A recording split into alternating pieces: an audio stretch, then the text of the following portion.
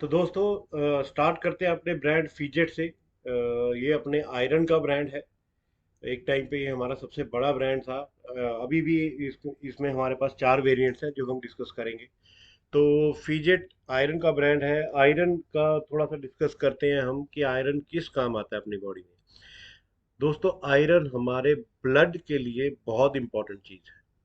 तो ब्लड की अगर बात की है तो स्टार्ट करते हैं ब्लड से ही। ब्लड होता क्या है? Blood is a connective tissue. Connective tissue मतलब हमारे हर सेल को कनेक्ट करने वाला। क्योंकि हमारे लंग्स में से ये ऑक्सीजन उठाते हैं आरबीसीज, और हर सेल तक पहुंचाते हैं। हर सेल से कार्बन डाइऑक्साइड उठा के लंग्स तक पहुंचाते हैं। इसलिए एक तरह से हमारे पूरे सेल्स को कनेक्ट करने का काम करता है, इसीलिए इसको बोलते हैं कनेक्टिव टिश्यू। एवरेज एडल्ट 5 से 6 लीटर ब्लड होता है एडल्ट में, जो कि 7 से 8% हमारे बॉडी वेट ब्लड की वजह से होता है। ये जनरल जनरल बातें ब्लड के बारे में आपसे डिस्कस कर रहे हैं। फिजिकल करेक्टरिस्टिक्स आप सबको पता है। Bright and light red colour का है। मीन टेम्परेचर 38 डिग्री सेल्सियस होता है ब्लड का। This is all for your general knowledge कि आपको पता होना चाहिए। अगर पीएच की बात करें तो ब्लड की पीएच होती है 7.35। 7 is neutral as all you know. 7 से कम वाली सारी चीज़ें एसिडिक होती हैं, उससे 7 से ज़्यादा वाली सारी चीज़ें बेसिक होती हैं। तो the pH of the blood is slightly basic 7.35, just for your general knowledge. Blood groups की बात करते हैं। मेनली 4 तरह के ब्लड ग्रुप्स होते हैं दोस्तों ह्यूमंस में। ए, बी, ए बी एंड ओ। साथ में प्लस या माइनस जुड़ जाता है, पॉजिटिव या नेगेटिव। ये पॉजिटिव नेगेटिव कोई चार्ज नहीं है। It is R H factor. R H क्या है? It is the short form of rhesus. RHESUS। और ये रीजस क्या होता है? Rhesus is a breed of monkey. बंदर की ब्रीड है रीजस। रीजस मकाओ बोलते हैं उसको। तो ये आर एच फैक्टर है क्या चीज? अगर रीजस मंकी के ब्लड में पाए जाने वाली प्रोटीन ह्यूमन ब्लड में भी है, then that person is R H positive. और अगर ह्यूमन ब्लड में वो प्रोटीन नहीं है तो वो ह्यूमन होता है आर एच नेगेटिव। तो इसका फायदा क्या है? आर एच का सिग्निफिकेंस क्या है आर एच फैक्टर का? इसका सिग्निफिकेंस आता है दोस्तों ब्लड ट्रांसफ्यूजन में।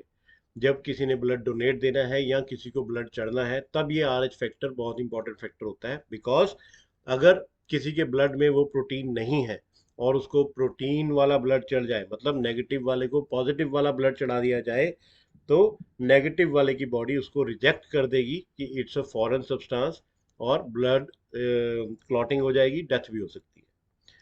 तो इससे ये पता चलता है कि नेगेटिव वाले को केवल नेगेटिव वाला ही दे सकता है। मतलब कि जिस पर्सन के ब्लड में प्रोटीन नहीं है, आर एच प्रोटीन, तो उसको वही ब्लड दे सकता है जिसके ब्लड में प्रोटीन नहीं है।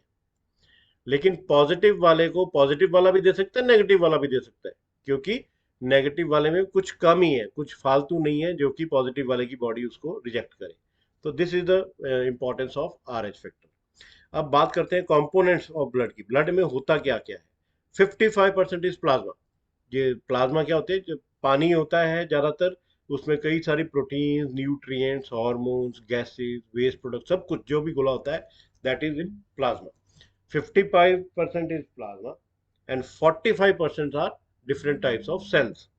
3 तरह के सेल्स पाए जाते हैं ब्लड में: आरबीसीज, डब्ल्यूबीसीज एंड प्लेटलेट्स। ये देखिए, अगर हम टेस्ट ट्यूब में लेके सेंट्रीफ्यूज करें, जोर से घुमाएं ब्लड को, तो ऐसी लेयर बन जाती हैं 3। सबसे नीचे सबसे भारे और सबसे ज्यादा RBCs, that is 44%। Then this centre layer is platelets and डब्ल्यूबीसीज, 1% of blood. And this 55% is plasma.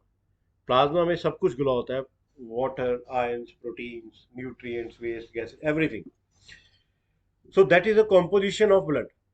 तो अब डिस्कस करते हैं एक एक करके। सबसे पहले प्लाज्मा की बात करते हैं कि प्लाज्मा में 91% पानी होता है और 9% दूसरे ड्राई मैटर। ड्राई मैटर में क्या, जो हमने डिस्कस किया, सारे प्रोटीन्स, एंजाइम्स, न्यूट्रिएंट्स, वेस्ट, जो भी ब्लड में घुल के आगे जाते हैं, जो भी ब्लड कैरी करता है, हार्मोन्स, गैसेस, सब कुछ प्लाज्मा में घुला होता है। और ड्राई मैटर में कुछ प्लाज्मा प्रोटीन्स होती है। मैंने बताया था आपको, ब्लड में तैरने वाली प्रोटीन्स। इन बेसिकली 3 मेजर प्लाज्मा प्रोटीन्स होती हैं: एल्ब्यूमिन, ग्लोबुलिन और फिब्रिनोजन। इनका ब्लड में तैरना क्यों जरूरी है? क्योंकि इनके साथ कुछ चीजें जुड़ के ट्रांसपोर्ट होती हैं ब्लड में। फॉर एग्जांपल, जितनी भी ड्रग्स और हार्मोन्स हैं वो एल्बुमिन नाम की प्लाज्मा प्रोटीन के साथ जुड़ के ट्रांसपोर्ट होते हैं। मतलब ब्लड में अगर एल्बुमिन होगी तभी ये ड्रग्स और हार्मोन्स ट्रांसपोर्ट कर पाएगा ब्लड। ग्लोबुलिन फैट्स को ट्रांसपोर्ट करने का काम करता है, और फिब्रिनोजन ब्लड क्लॉटिंग या ब्लड कोगुलेशन के लिए इंपॉर्टेंट होता है। सेलुलर कंटेंट की बात करें, दैट वाज प्लाज्मा।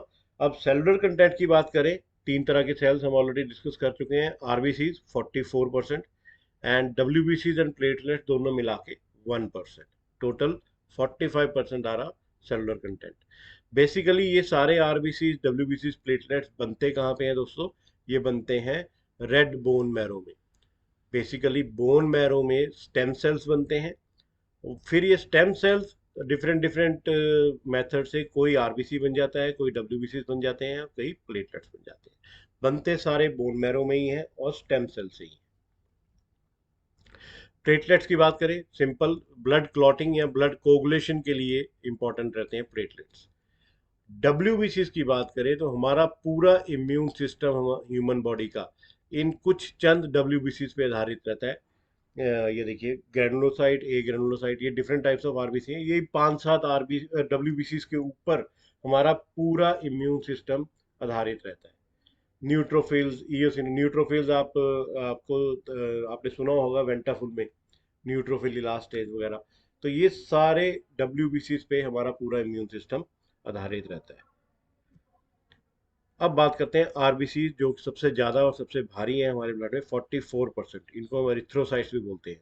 मेन काम आरबीसी का है, जो अभी हमने डिस्कस किया था, ऑक्सीजन को लंग्स में से उठाना और सारे टिश्यू, सारे सेल्स तक डिलीवर करना, और सारे सेल्स में से कार्बन डाइऑक्साइड लेके वापस आके लंग्स में छोड़ना, जो कि हम नोज के थ्रू एक्सहेल कर देते हैं। अगर हम शेप की बात करें तो बाई कनकेव शेप होती है आरबीसी की। एल्पेनलेबे की टॉफी आपने देखी होगी, बीच में से पतली और साइड से मोटी, ऐसी शेप होती है। अब ये बाई कनकेव शेप ही क्यों, कोई और शेप क्यों नहीं? दोस्तों, इस बाई कनकेव शेप के दो फायदे हैं।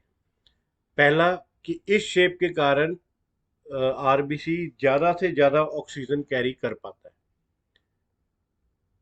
और दोस्तों, दूसरा बाई कनकेविटी के एडवांटेज ये है कि ये बीच में से पतला होने के कारण ऐसे अपने आप को स्क्वीज करके छोटी से छोटी कैपिलरी में बहुत आसानी से घुस जाता है और हमारे हर सेल तक पहुंचता है।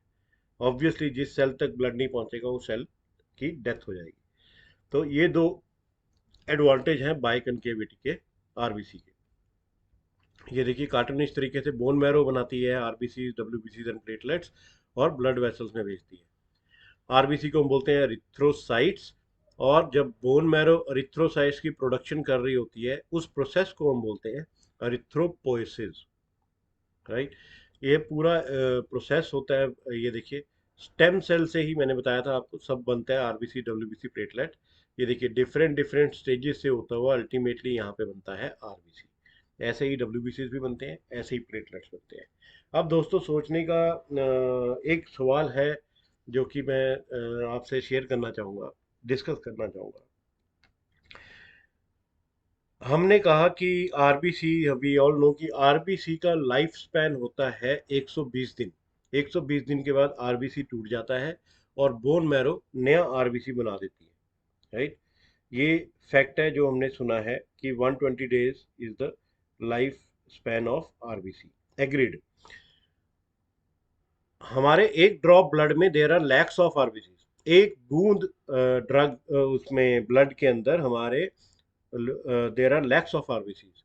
हमारी बॉडी में 6-6.5 लीटर ब्लड है।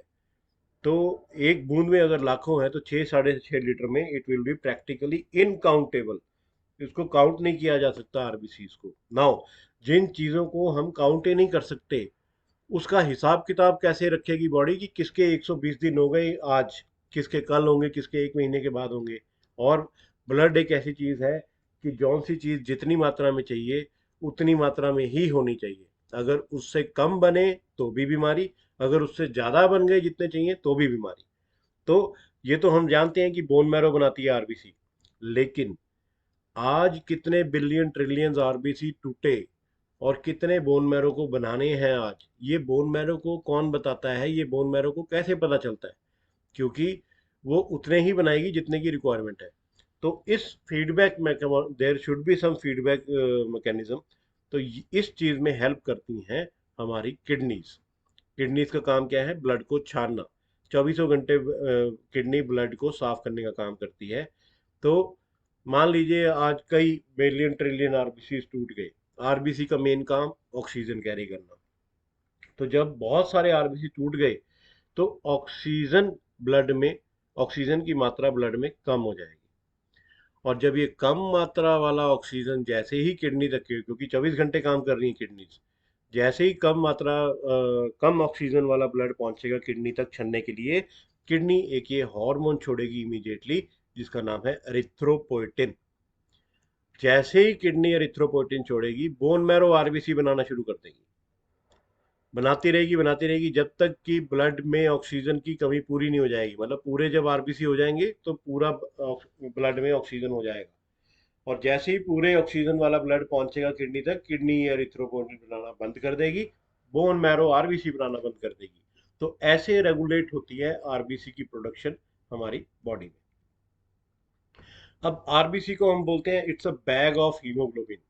भाई अभी तक तो हम बात कर रहे थे कि आरबीसी ऑक्सीजन कैरी करता है, मेन काम उसका है ऑक्सीजन कैरी करना लंग्स में से और सेल्स को देना, और सेल्स से कार्बन डाइऑक्साइड लेके लंग्स तक पहुंचाना।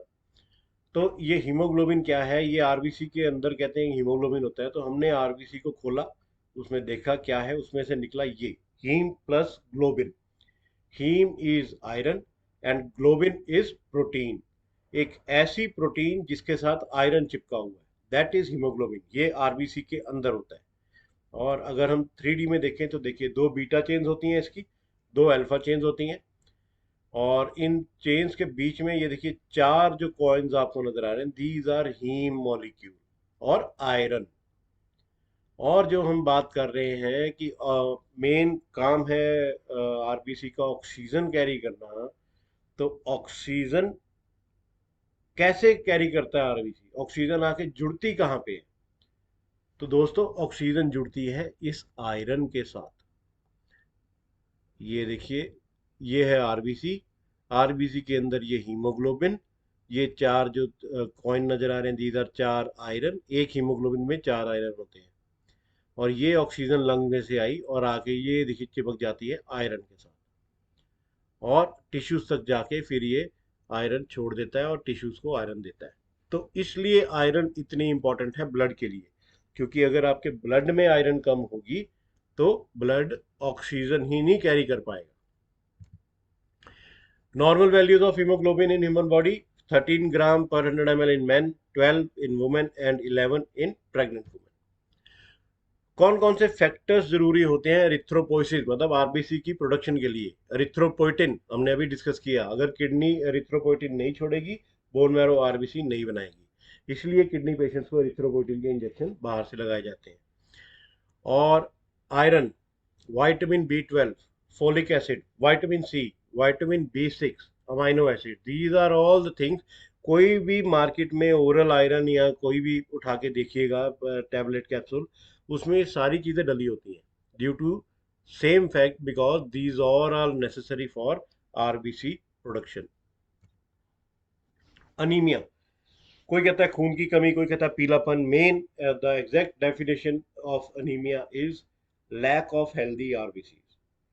अगर आरबीसी पूरे भी हैं लेकिन हेल्दी नहीं है, then that is also known as anaemia. Anaemia is the lack of healthy RBC, right? किस किस कारण से अनीमिया होता है, और इन्हीं कारणों से इसको हम डिवाइड कर सकते हैं कि कितने तरह का अनीमिया होता है। एक्टिव ब्लीडिंग की वजह से बहुत ज़्यादा ब्लड लूज हो गया, कोई लंबी बीमारी चल रही है क्रोनिक डिजीज की वजह से। किडनी के पेशेंट्स को मैंने ऑलरेडी डिस्कस किया कि ज़्यादातर अनीमिया होता है क्योंकि उनकी किडनी एरिथ्रोपोइटिन नहीं बना पाती। हैवी मेंस्ट्रुएशन के कारण, प्रेगनेंसी में बहुत अनीमिया के चांसेस रहते हैं क्योंकि सारा जो आयरन है वो फीटस की तरफ चला जाता है और मदर डेफिशिएंट हो जाती है आयरन में। Then poor nutrition, vitamin B 12 की कमी से अनीमिया हो जाता है, जिसको हम परनीशियस अनीमिया बोलते हैं। बोन मैरो ही डिफॉल्टी है, बोन मैरो ही आरबीसी प्रॉपर नहीं बना रही, उसको हम बोलते हैं ए प्लास्टिक अनीमिया। हीमोलिटिक अनीमिया, जिसकी वजह से मैंने डिस्कस किया था सेटमैक्स में कि जॉन्डिस भी हो सकता है, क्योंकि जितने ज़्यादा हीमोलिसिस होगी उतने ज़्यादा बिलिरुबिन बनती है हीमोग्लोबिन के टूटने से। तो उसको बोलते हैं हीमोलिसिस। हीमोलिसिस के कारण होने वाले अनीमिया को बोलते हैं haemolytic anaemia. Then next is sickle cell RBC या सिक्कल सेल अनीमिया। इसमें आरबीसी की शेप ऐसी हो जाती है सिक्कल सेल जैसी। नॉर्मल शेप इज बाइकनकेव, हमने डिस्कस किया था।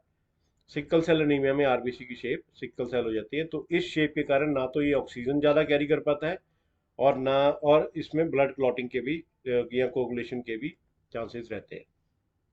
सो बेस्ड अपॉन दीज कितने टाइप ऑफ अनीमिया हो गए। ए प्लास्टिक अनीमिया, अगर बोन मैरो में ही डिफेक्ट है या बोन मैरो ही गलत स्टेम सेल्स बना रही है। विटामिन B12 की कमी से होने वाला अनीमिया, जिसको हम बोलते हैं pernicious anaemia. Then trauma related anaemia, ज़्यादा ब्लीडिंग हो गई किसी एक्सीडेंट में तो तब अनीमिया हो सकता है। सिक्कल सेल अनीमिया हमने डिस्कस किया कि आरबीसी की शेप चेंज हो जाती है। And last is iron deficiency anaemia, iron की कमी से होने वाला anaemia. The main indication for our Fijet brand is iron deficiency anemia, right? Now, daily dietary iron requirement, ये इन्फेंट में जो नया जन्मा बच्चा है 6 mg, एडोलसेंट मेल टीनेजर्स में 12 mg in male, 15 in female. Important is adult female में देखिए 15 mg, and in pregnancy it goes double iron requirement, 30 mg in pregnancy. This much is importance of iron during pregnancy. Iron deficiency हो किस कारण सकती है? या तो हम डाइट में ही नहीं ले रहे आयरन, डाइटरी इनसफिशिएंसी है, या किसी तरह से ब्लड लॉस हो रहा है हमारी बॉडी से, हैवी मेंस्ट्रुएशन के कारण, स्टमक अल्सर है, हीमोरॉइड्स या पाइल्स हैं, या इंटेस्टाइन का कैंसर है जिससे कि स्टूल्स में ब्लड निकलता है, या प्रेगनेंसी में कि सारा आयरन फीटस की तरफ डाइवर्ट हो रहा है और मदर को आयरन की डेफिशिएंसी हो जाती है। यह सब कुछ ठीक है, बट हमारी बॉडी ही आयरन को एब्जॉर्ब नहीं कर पा रही। Then also it may cause iron deficiency anaemia. Symptoms क्या है? वही फैट, थकावट, परेशानी, चिड़चिड़ापन, नींद आना, शॉर्टनेस ऑफ ब्रेथ, और भूख ना लगना, सिंपल, नेल्स का टूटना। These are the simple symptoms of iron deficiency anaemia. अब इसको ठीक कैसे कर सकते हैं? इधर we will give medicine orally, या तो मुंह से दवाई लेंगे, टैबलेट कैप्सूल सस्पेंशन, या पेरेंटरली इंजेक्ट इंजेक्ट करेंगे। पेरेंटरली आयरन को बेसिकली मेजरली दो तरीके से दिया जाता है, intravenous iron and intramuscular iron. So that was the basic दोस्तों, ये बेसिक चीज़ थी आयरन के बारे में, ब्लड के बारे में, कि ब्लड में आयरन की क्या इंपॉर्टेंस है, डेली कितनी हमें आयरन चाहिए, आयरन कितनी इंपॉर्टेंट है हमारे ब्लड के लिए। तो these are all the general discussion about iron. तो इसके बाद वाली वीडियो में we will start with our brand fidget. अगर इस वीडियो में आपको कोई चीज़ ना समझ आई हो, या कोई चीज़ आपने मेरे साथ डिस्कस करनी है, या anything you want me to repeat, you can call me any time. और कभी भी फ़ोन करके आप मेरे से कोई भी आपकी क्वेरी हो, कोई भी ब्रांड रिलेटेड कोई भी डिस्कशन करनी हो, कोई सपोर्ट चाहिए, तो any time you can call me. Thank you so much.